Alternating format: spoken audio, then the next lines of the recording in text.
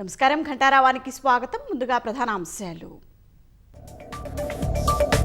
గాంధీ పేరు తొలగింపు అప్రజాస్వామిక చర్యగా భావించిన కాంగ్రెస్.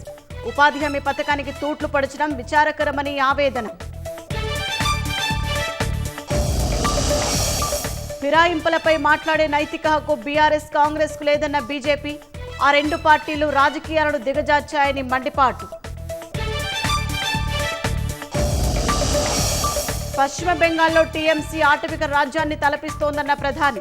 అవినీతి బంధుప్రీతి వల్ల అభివృద్ధి కుంటుపడిందని వ్యాఖ్య. ఉపాధి హామీ పథకం పేరు మార్పుపై స్పందించిన సోనియా గాంధీ.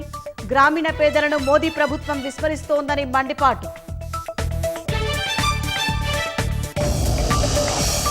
జమ్మూ కాశ్మీర్ను తలపిస్తున్న ఊటీ, కొడైకెనాల్ పరిసర ప్రాంతాలు. ప్రకృతి అందాలను ఆస్వాదించేందుకు పోటెత్తుతున్న పర్యాటకులు.